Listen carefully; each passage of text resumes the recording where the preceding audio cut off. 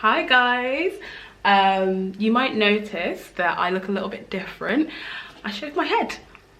Everything is gone. It's all gone. I just wanted, you know, a start fresh. A what? A fresh start. Oh my god.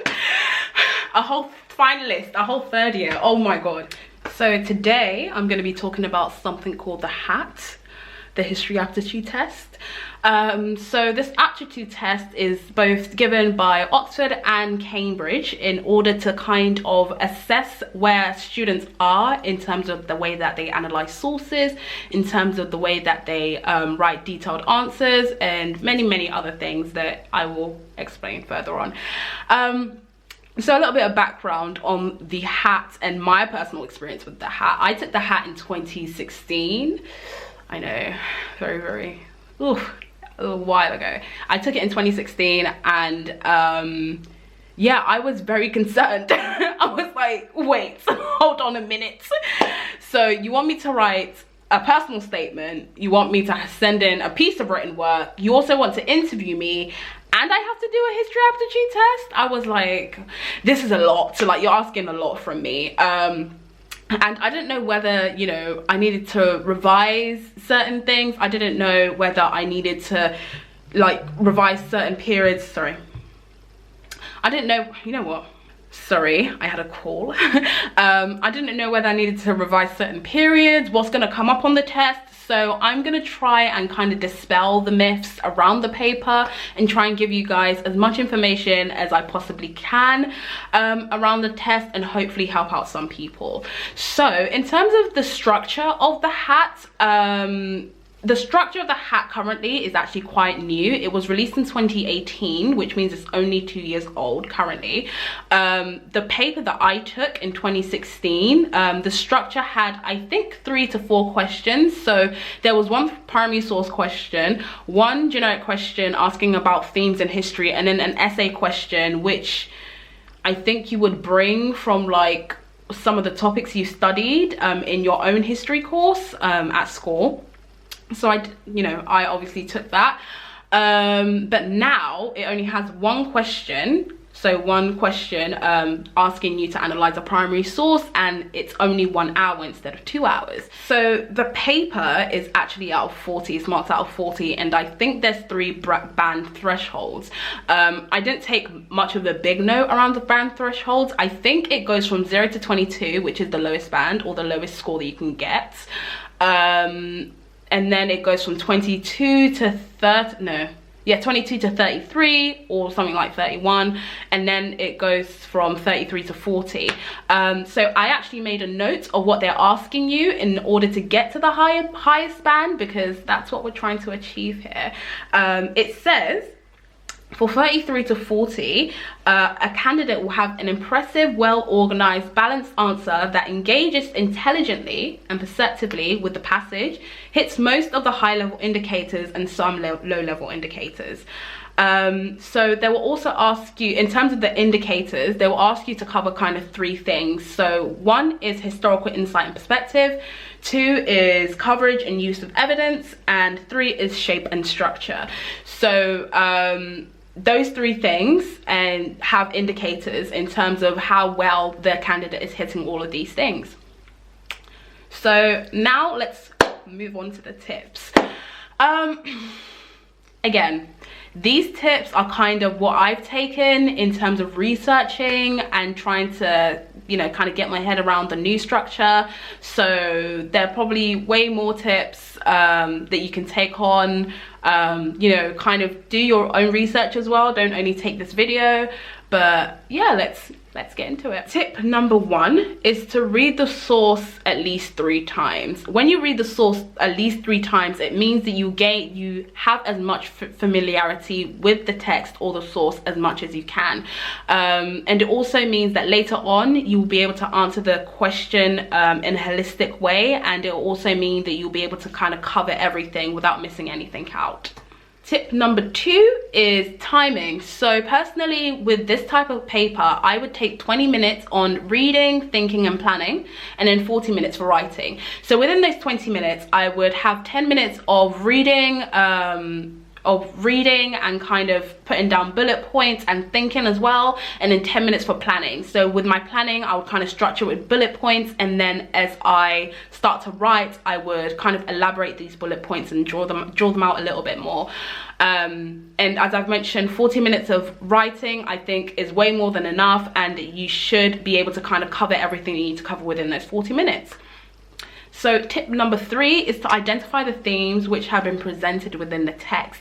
So now there will be many overarching themes within the text or the source. So for example, themes such as identity, gender, social and cultural values, politics, power, you name it. There's a long list.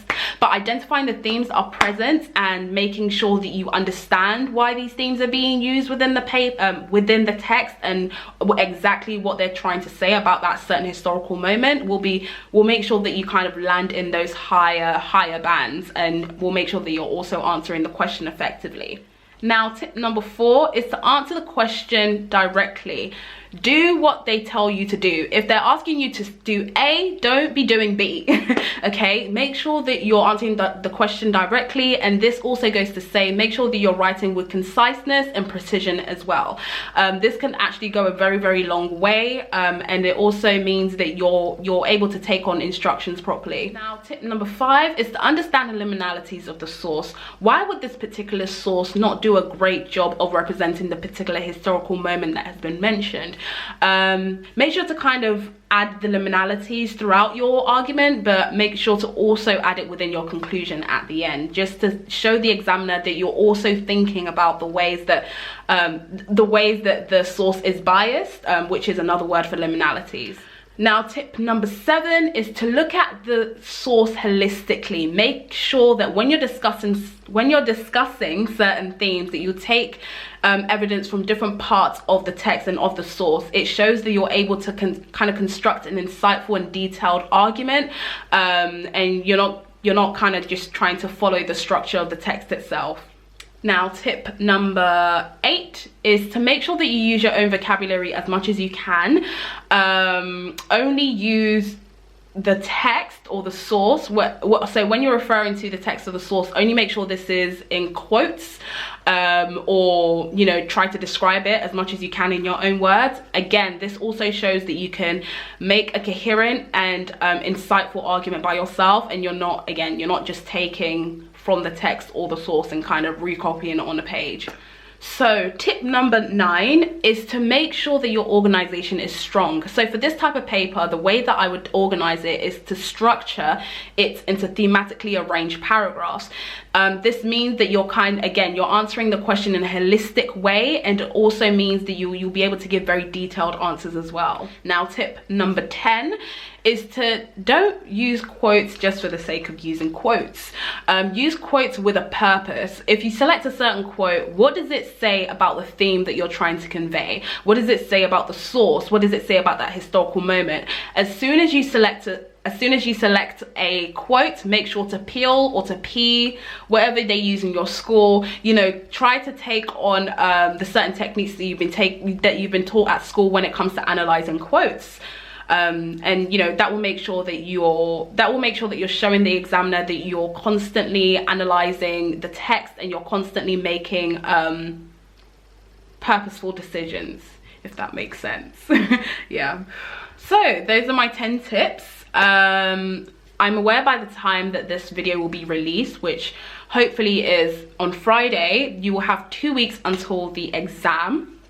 So now what I would recommend is trying to take as many practice papers and as many practice questions as possible. Unfortunately, there's only 2 practice papers that you can take, which is 2019 and 2018.